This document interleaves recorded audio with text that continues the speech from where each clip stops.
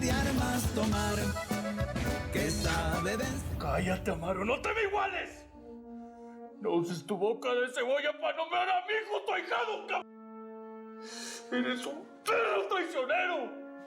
Soy un perro que ha entregado todo para servir al amo equivocado, ¿eh?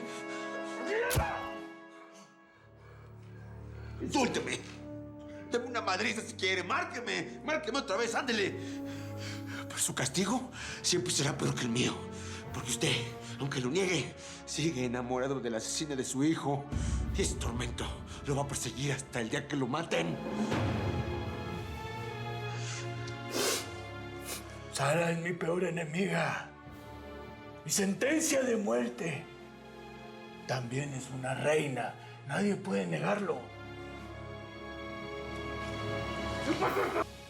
Pero en cambio esta perra siempre fue una perdedora, envidiosa, acomplejada. Se acercó a ti porque hasta el perro que tiene lana lo llaman don perro. Es hembra de armas tomar.